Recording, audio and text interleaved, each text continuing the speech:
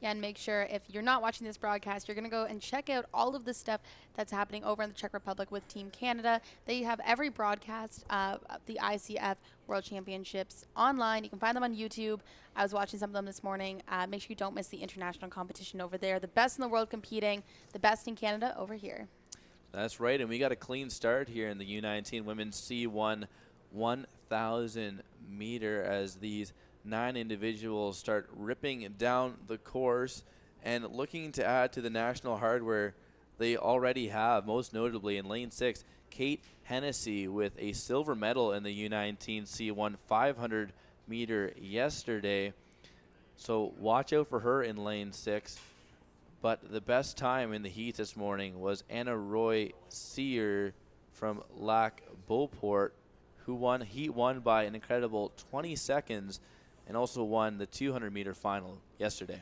Yeah, and we can't forget about Nicole Boyle in lane 4 from Toba, who finished with the bronze medal in this competition back in 2016 last year in Nova Scotia. You can't count out the fact that she's like the other athletes we've seen today. We've seen athletes such as Evan Besmer go from bronze, to gold as well. So, I mean, it's those athletes that have been really chasing that next step, that next level for the past year, and can't counter out. That's definitely going to be a big difference maker in this competition.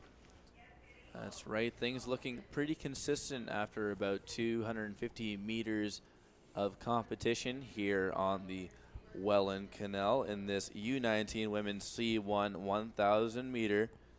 A couple of Toba athletes and a couple of Lac Beauport athletes looking to add to their great championships so far for those clubs. Also a couple of Micmac athletes in Hennessy and McGovern. So it's been a lot of teammates battling it out together in these finals and trying to get on top of that national podium.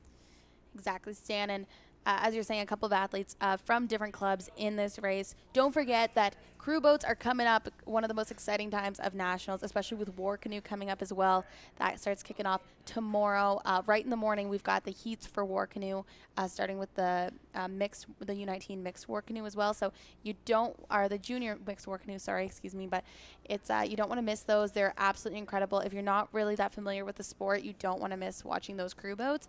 And we'll see all of these athletes from the singles all put together. They will be powerhouses, and it will be absolutely incredible. You have to tune in the rest of the week to canoewelland2017.com or keep it locked on cbcsports.ca. Anna Roy Sear has a bit of an edge in this 1,000 meter race so far. She already has a gold medal in the 200 meter for the U19 C1 class, and she's looking to add to that as we're just over the halfway mark. Flying down the course in that zebra kind of looking boat.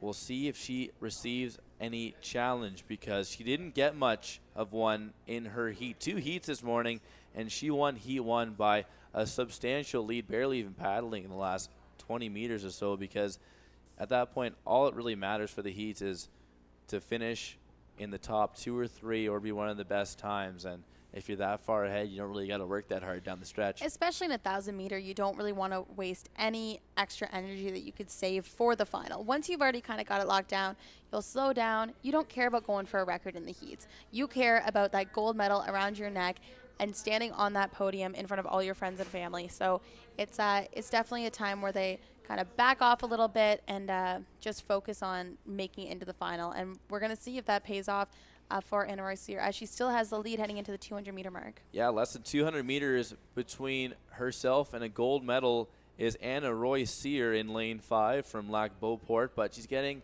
a bit of a challenge now from Nicole Boyle, who's the reigning bronze medalist from Toba in this event in that white boat. Lane 5 and lane 4 is where the action is going to be as we head down the final stretch. Less than 100 meters remaining now. But it looks like Anna Roy Sear has got things all under control. She's maintaining that beautiful technique. And even though she's a lefty, she's done a great job on this Welland Canal course. Yeah, exactly, Stan. Look at Nicole Boyle going for that upgrade in that bronze to a silver medal there from Toba. But we can't count out over here from Micmac.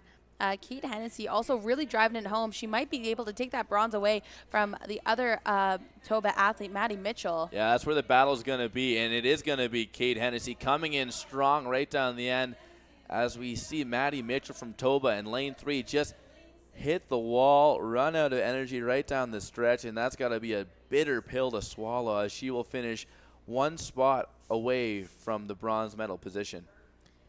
But you can see all of these girls completely exhausted, faces red. I mean, I don't blame them. They just paddled in the heat 1,000 meters down the course. An extremely difficult race as it is, and also especially with canoe being necessarily one of the more difficult disciplines in this competition, especially C1. And you never really know what the weather's going to be like, and especially if it is hot out there, it just makes it that much harder.